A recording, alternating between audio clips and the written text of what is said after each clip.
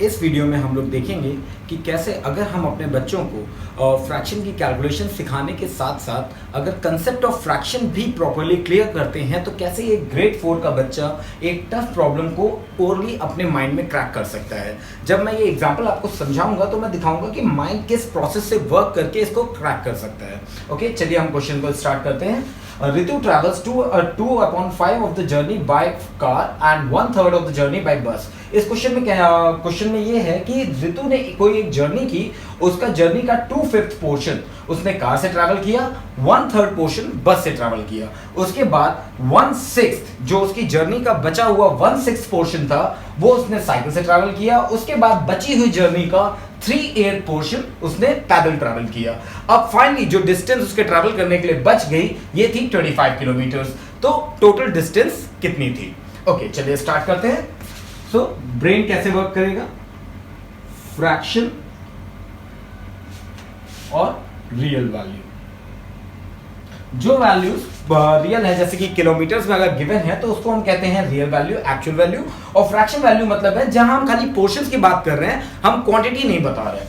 Okay, so question में 2/5 of the journey by car, तो हमने क्या किया, एक जर्नी बताई, रियल वैल्यू में भी वही जर्नी बना ली। अब इस जर्नी में 2/5 ऑफ द जर्नी मतलब हमने मार्क किया कि मान लीजिए ये था 2/5 ऑफ द जर्नी। उसने कार से ट्रैवल की, 1/3 उसने ट्रैवल की बस से, तो 1/3 भी हम मार्क कर लेते हैं। ये जर्नी थी 1/3, तो यहां पर भी हम 2 पोर्शन मार्क कर लेते हैं, 2/5 एंड 1/3।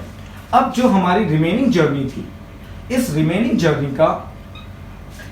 जर्नी का 1/6 पोर्शन मतलब रिमेनिंग जर्नी को हम जूम इन करते हैं, माइंड में जूम इन किया हमने, बड़ा किया, तो इस रिमेनिंग जर्नी कितनी थी, उसका 1/6 पोर्शन, जो भी रिमेनिंग जर्नी थी उसका 1/6 पोर्शन ऋतु ने साइकिल से ट्रैवल किया। और फिर इसके बाद जो जर्नी बच गई, ये रिमेनिंग जर्नी थी, तो जो जर्नी बच गई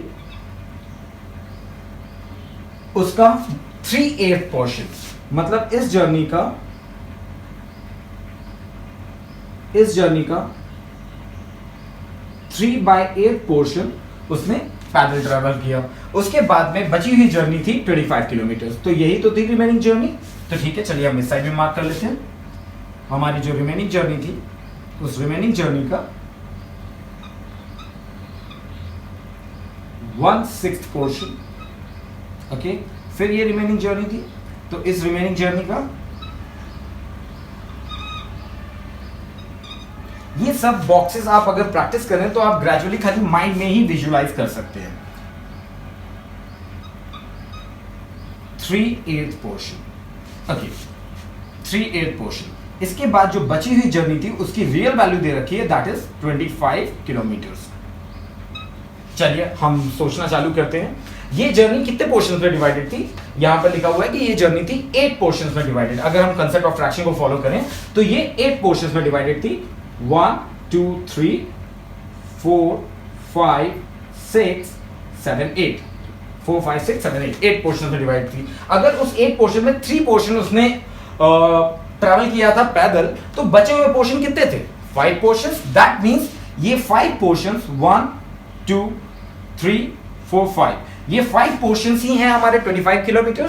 तो एक पोर्शन कितना हुआ? 5 पोर्शंस अगर 25 किलोमीटर हैं तो एक पोर्शन हुआ 5 किलोमीटर। हमारे टोटल पोर्शन कितने थे? 8 पोर्शंस थे। टोटल पोर्शन कितने थे? 8 थे। तो 8 किलोमीटर है, 5 हर एक पोर्शन है, तो 8 पोर्शंस कितने होंगे? It will be 5 into 8। That means ये जो जर्नी है ये आ जाएगी 40 किलोमीटर। अब ये जर्नी आ गई 40 किलोमीटर। इसका क्या मतलब हुआ? अगर हम जर्नी को 6 पोर्शंस में डिवाइड करते हैं तो हमारे 5 पोर्शंस, क्योंकि 1 पोर्शन उसने ट्रैवल किया है साइकिल से, तो 5 पोर्शंस उसने बची हुई जर्नी के थे। तो यही 5 पोर्शंस तो हैं हमारे 40 किलोमीटर। 1 2 3 4 5, यही 5 पोर्शंस है हमारे 40 किलोमीटर। अगर 5 पोर्शन 40 किलोमीटर हैं तो एक पोर्शन कितना होगा? 8 किलोमीटर। टोटल पोर्शन कितने थे हमारे? 6 पोर्शंस थे हमारे। टोटल पोर्शन 6 थे, तो ये रिमेनिंग जर्नी कितनी होगी? 8 into 6 8 48 किलोमीटर। अब ये रिमेनिंग जर्नी हमारी थी 48 किलोमीटर। अब हम अपने क्वेश्चन में देखते हैं कि रिमेनिंग जर्नी हमारी आ गई है 48 किलोमीटर।